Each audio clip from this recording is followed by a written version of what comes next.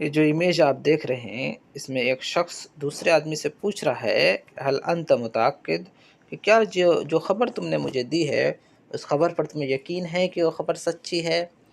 تو خبر دینے والا کرا لا، نہیں مجھے اس کا یقین تو نہیں ہے، ولیکنی سمعت، لیکن اس خبر کو میں نے سنا ہے۔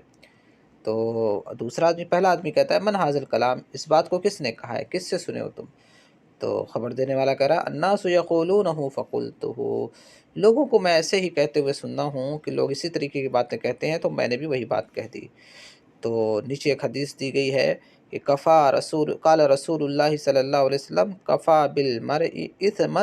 ان یحدث بکل ما سمع، کہ آدمی کے گنہگار ہونے کے لیے اتنا ہی کافی ہے کہ وہ جو کچھ لوگوں سے سنے وہ دوسروں کو بیان کر دیا کرے۔ یعنی اگر آدمی لوگوں کے درمیان رہتا ہے تو لوگ جھوٹ بھی بولتے ہیں، سچ بھی بولتے ہیں، تو جو بھی وہ لوگوں سے سنتا ہے دوسروں کو بیان کرتا ہے، دوسروں کو نقل کر دیتا ہے، تو یہ اس کے گنہگار ہونے کے لیے کافی ہے، اللہ کے نبی نے فرمایا۔ ایک دوسری حدیث کے اندر اللہ کے نبی فرماتے ہیں کفا بالمرء کذبا، بس اسم کی جگہ کذب ہے، یعنی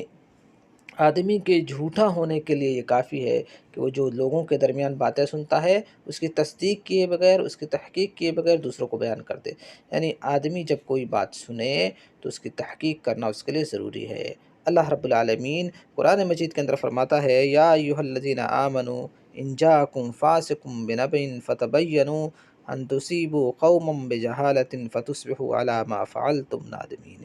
اس آیت کے اندر اللہ رب العالمین مومنوں سے کہتا ہے کہ اے مسلمانوں، جب تمہارے اس پاس کوئی فاسق، کوئی فاجر اور کوئی شخص کوئی خبر لے کر کے آئے تو تم اس کی تحقیق کر لیا کرو۔ یعنی کوئی اگر آدمی خبر لاتا ہے تو اس کی تحقیق کر لینا چاہیے، بغیر تحقیق کیے اس بات کو آگے نہیں بڑھانا چاہیے۔ یہ ہمارے پیارے نبی صلی اللہ علیہ وسلم نے ہمیں تعلیم دی ہے، اس لیے کہ لوگوں کے درمیان جو باتیں آتی ہیں وہ باتیں سچی بھی ہوتی ہیں، جھوٹی بھی ہوتی ہیں۔ تو ایک ذمہ دار شخص کے اور ایک سلیم العقل انسان کی ذمہ داری بنتی ہے کہ وہ اپنے تئیں اس کی تحقیق کر لے، نہیں تو ایسا بھی ہو سکتا ہے کہ وہ گناہ کے اندر پڑ جائے۔